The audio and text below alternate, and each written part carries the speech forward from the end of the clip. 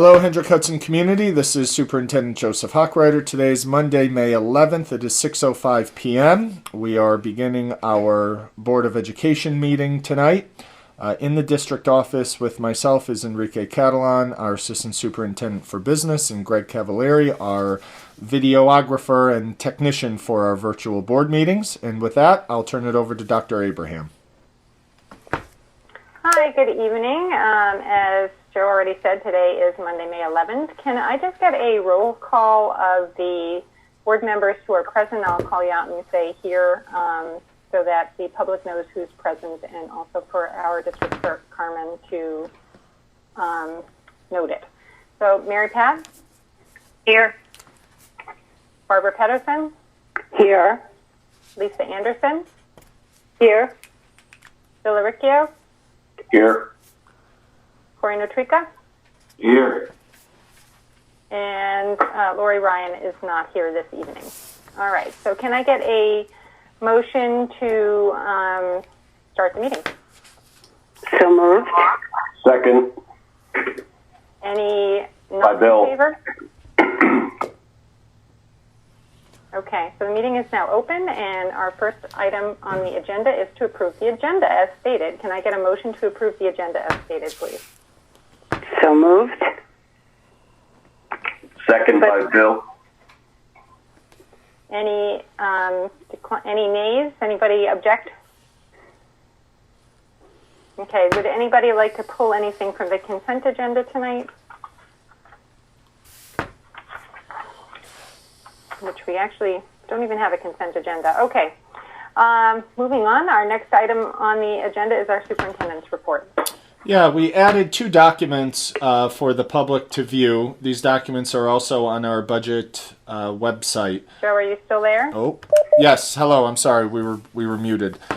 We added two documents to the superintendent's report because it's important that these are part of the record and memorialized. They also reside on our Board of Education website, particularly our budget development page. The first document talks about our contingency. So a lot of discussion about what happens if a school budget fails.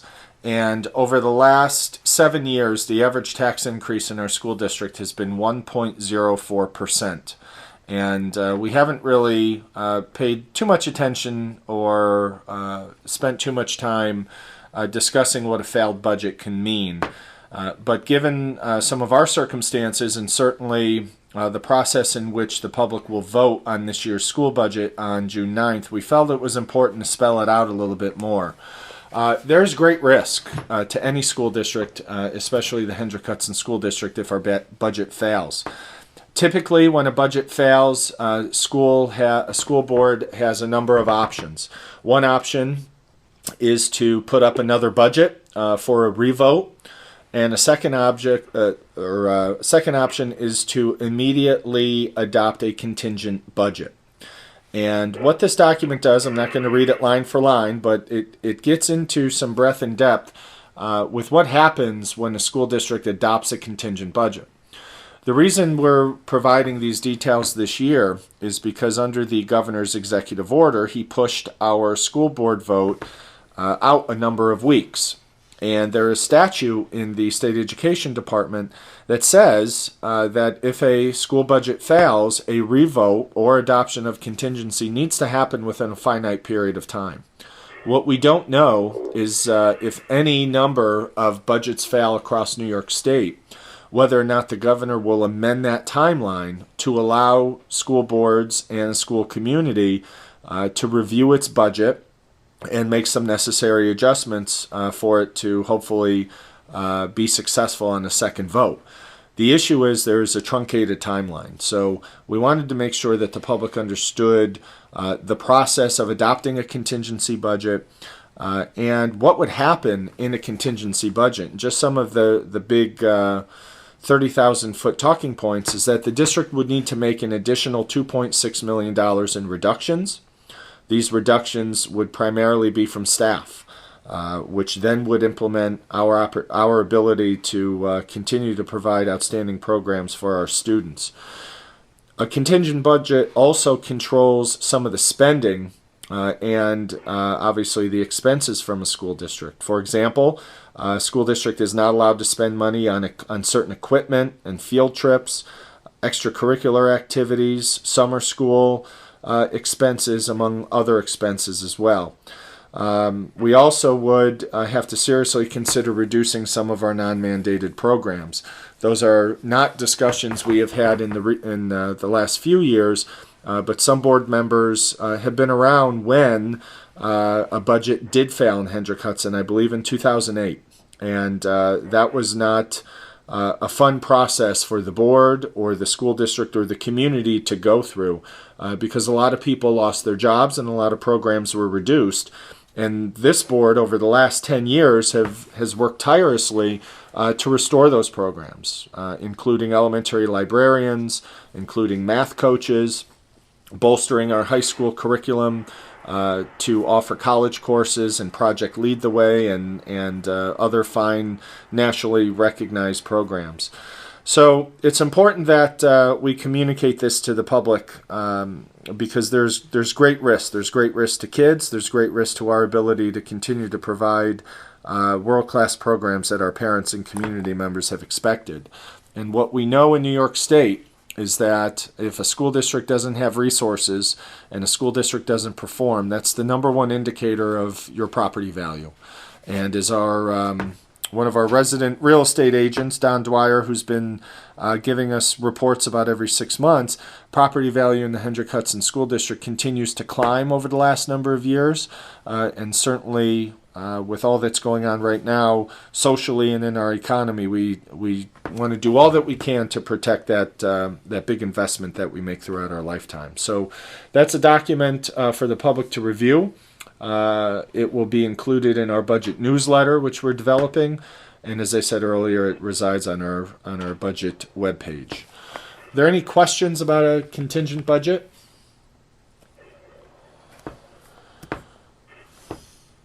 You may need to answer them. Okay, we'll move on to the next document that we provided. Is a highlight, at the 30,000 foot level of all of the cost savings the district has experienced, different projects, different programs over the last at least 10 years, but specifically since Indian Point announced its closure in January 2017. You don't have an average tax increase of 1.04%. Without looking at the operations side of the organization and without trying to find efficiencies and without tightening the belt. And I'm not going to belabor these topics because, again, these will be in our budget newsletter as well as on our website. But this district and this school community has worked really, really hard to save money, to drive those resources to kids and programs. Throughout the last 10 years, the district has had various audits, from transportation to energy audits, to try to save resources, to be more efficient with our busing schedule, with the fuel that we use, with our staffing. The energy performance contracts and efficiency audits are to make sure that we're using all of our technology to the greatest extent so that we're efficient with the operations of the district. This also includes a very aggressive plan the board approved a number of years ago to place solar panels on the rooftops of various school buildings that would drive down our expenses to continue to make our district very, very affordable, if not the most affordable Westchester suburban school district in Westchester.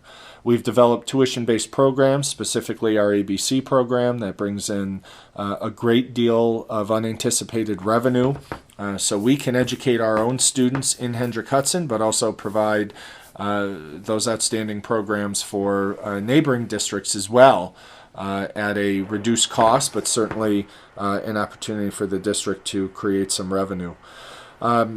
Most recently, our cost analysis around school reorganization. That was a study the board commissioned back in the early fall of 2018 that we're going through the process of identifying whether or not we can experience savings by reorganizing elementary students.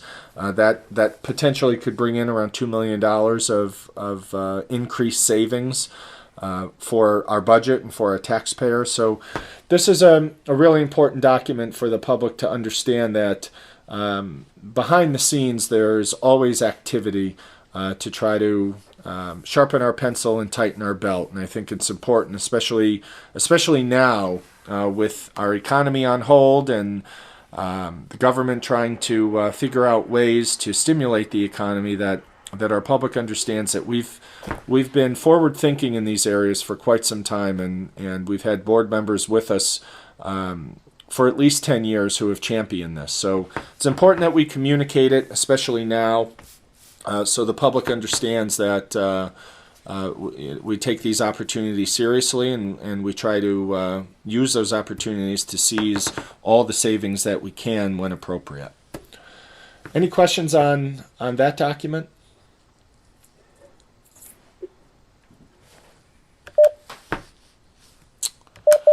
Okay, well, that's a good precursor to our budget presentation. Again, with the governor's executive order of last Friday and our truncated timeline. Can I ask a question? Sure. This is all good information, and I know the board doesn't have a lot of questions because we've heard this quite a few times in our meetings. And is this being shared with the coronavirus issues going on currently? Is the PTA still getting updated via any kind of video conferencing meetings? I know you and Enrique typically give out a lot of information at school meetings about the budget. Have you been able to do that given the coronavirus? Yeah, twice. In fact, twice in the last 6 weeks we've been out. We've had 2 video conference calls with the PTA presidents, most recently last Thursday. So we walked them through the status of our budget and other district functions. And with the board approving the budget tonight, we'll meet again in the next couple of weeks. We agreed to meet before Memorial Day to go over the budget and help them communicate different aspects of the budget to their families. So yes, we've been meeting, and they still play a very vital role in helping communicate this information to their parents. Thank you. Thank you, Joe. So for our next presentation, for the budget presentation, we are going to do a format similar to what we did last time. Enrique will go through the complete presentation, and then I will call on each of you individually for comments and questions.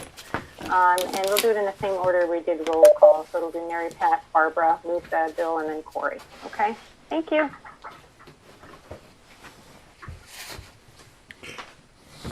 Hello everyone, it's Enrique. I hope everyone is safe and well. This is the last of our presentations, and this is the presentation where you can ask all the questions before you approve or disapprove the budget as is. So we're going to start now. Back in January 8th, when we started this budget process, we talked about a budget between $81.6 and $82.6 million. In March 25, and since then we haven't made any changes. We all work very hard to get to the $82.1 million. Last year the budget was $80 million, so it's an increase of $2 million or 2.62%.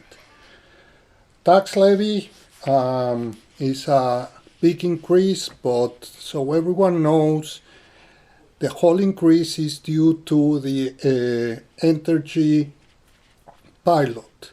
If Indian Point had not closed, our tax levy would be a decrease rather than an increase.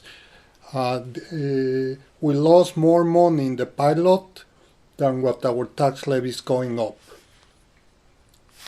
Our tax levy is going up 5.96%. The New York State cap is 1.81%. It means that inflation in New York State was 1.81% last year.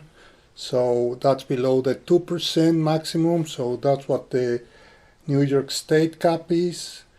Our Hancock cap is 11.34. Last week I updated the board with new numbers, an increasing number of our pilot payments. However, I don't want to include it in a presentation, first of all, because we haven't signed the agreement with Entergy. Entergy sent us an email saying that they agree. Lawyers are preparing the agreement.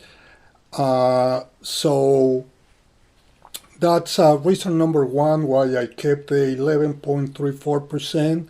Reason number two is that about 3 weeks ago, it was the deadline to set our cap with SED and the state controller. And I cannot change it suddenly without, before everything happened. So I will have to talk to SED and the state controller. They will have to open the portal just for me so I can change the number. Because in this case it doesn't matter, but you can imagine that if we were close to the number, it would have mattered. But I will do that probably in June when they open the portal just for us. So I kept the number with the increase in the pilot. Our cap will go down from 11.3% to 9.91%. We are still way below that. And this is a summary of all our revenues. And again, because none of the revenues that we discussed last week are for certain and the pilot will make up the difference, I decided to leave them as they were. State aid is an increase of 12.9%, and this is without the reduction of $160,000. BOSI stays the same at $697. It's an increase of 2.5%. Other income is $1.1 million. I didn't reduce the $450,000 that we discussed. I'm sorry, the $125,000 that we discussed last week in interest income. Sales tax, $1.2 million. I didn't decrease the $450,000 that we discussed last week. Transfers, $80,000. Fund balance, $3 million. Fund balance, I didn't add the $126,000 that we discussed last year. And pilots, $23.5 million. For a total of $35.7 million of non-property tax revenues. Our proposed budget, that is what you are voting for, is $82.1 million, an increase of 2.62%, and our tax levy increase 5.96%. Like Joe just said, if you look at our tax levy and our budgets in the past several years, where we've always been one of the lowest up until this year, and that's basically due to the Entergy closure. On the revenue side, here you can see very clearly how the pie is divided. Tax levy represents 56% of our revenues. Pilots represent 29%. And fund balance about 4%, and the rest are the rest of the revenues that we just discussed. Expense codes, as you can see, most of our expenses are fixed costs, and most of them are salaries. Out of a budget of $82 million, $43 million are salaries, and if you add the benefits, then you have about 70% of our expenses going to, obviously, the people who work in this district. We are a service industry, and therefore most of our expenses go to people. As always, we always have to present the budget in the three categories by the government accounting, curriculum, and instruction. That, as you can see, is by far the biggest. Capital budget, that includes all our debt and all the costs to maintain our facilities. And then the administrative budget, which is the budget for all administration. And that's it for my presentation, Carol. So now anyone that has any questions or comments, I'm ready to answer. All right. So, Mary Pat, do you have any questions or comments? Yeah, I do. I just had one. As we went through the preliminary budget, you talked about like state aid is decreasing, sales tax, and the all those changes in the fund balance and such. What is the actual number of non-property tax revenue you have here for $35,700,000? What is the actual amount? I mean, I appreciate the fact that you couldn't change it. You can't change it immediately. But what is the number? I know it's being offset by the other funds, but I'm just is it the same number? It's exactly the same number again. Like I mentioned last week, the allocations are different. Like I mentioned last week, between our losses and our increases, there were about $160,000 that we were short, and I will add it to fund balance. But that number has to be the same because the tax levy didn't change and the budget expense didn't change. So one drives the other one. Yeah, but that's what I'm saying. So basically that number is always going to stay the same. It's just the allocations above. Exactly. These numbers are not necessarily reflective because of everything that's going on, all these changes. Exactly. The numbers is just going to switch from one to the other account, but the final number will be the same. Okay. That's what I just wanted to be clear on that.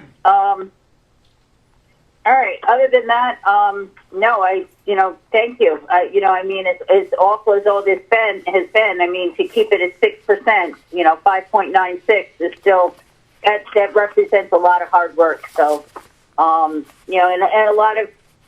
a lot of planning, which, is very much appreciated. So thank you. Thank you. Thank you, Mary Pat. It was very important to clarify that point. Barbara, you're next. Do you have any questions or comments?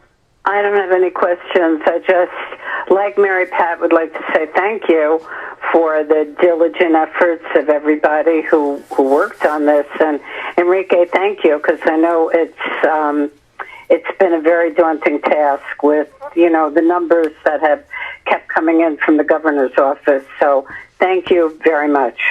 That's you. It. Lisa, you're up next. Okay. I would also like to say thank you. And I know that we realize this, but I don't know if everybody else does out there listening, just the great changes that have happened with our school budgets, uncertainty surrounding them. And so really the team here, our administrative team, has really done a Herculean effort, I feel, to make sure that we are able to stay within the parameters that we had set. And so just, well. Thank you. Bill, you're next. This has been a phenomenal challenge for the district, this budget, the beginning of the Entergy effect of losing Entergy money.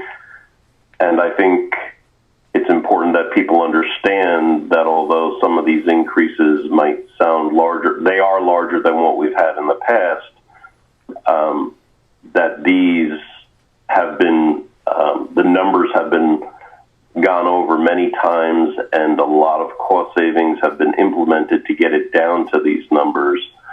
So the community needs to know that, which goes back to my earlier comment that it's important that Joe and Enrique try to somehow, with this corona environment, still do their road show and get out and do presentations remotely to educate our community, so they're not just looking at the numbers, but they understand that, wow, they did a great job at getting to these numbers. Thank you, Bill. And again, I just want to remind everyone that our tax levy increase in dollars is less than what we lost in pilot payments. So if Entergy had not left us, this would have been a tax levy decrease.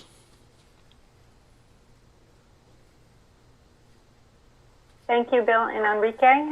Corey, you are last on the list. Yeah, there's not much more to add here. I mean, it seems like every time we turn around, first we got cut off at the knees with Indian Point, and now we get cut off towards the hips with what's going on. So it's, I have to really commend the administration for keeping the increases, manageable compared to what they could have been. It's going to be tough on everybody, even with what it is, but it could have been so much worse. And I think people need to remember that perspective that, not only were we in a tough situation before, now we're in a tougher situation at this point. I think with all the board members who have worked so diligently and everyone else on the team in the administration, I just got to say thank you as a community member, not just as a board member, for all the great work you've been doing. Thank you, Corey. Thank you very much for that, Corey. I also do not have any questions. I would like to commend Enrique and Joe and our administrators for working so hard on this budget. It is every year an arduous process, but especially this year. So we do have a resolution that we need to do a roll call for to pass, and the resolution says that resolves that the Board of Education of the Hendrick Hudson School District be authorized to expend the sum of $82,137,880 during the fiscal year 2020-2021 and a general tax levied thereof. Carmen, would you like me to call the roll, or would you like to call the roll? Whatever you'd like to do, Carol. You want to call it, or do you want me to do it? Doesn't matter to me. I'll call the roll. Okay, so on our list here, I'm the first one to be called, and I say yes. Lisa? Yes. Mary Pat Briggy? Yes. Corey Notrica? Yes. William Maricchio? Yes. Barbara Pedersen? Yes. And Lori Ryan is absent this evening. So the board resolution passes by a unanimous vote of the members present.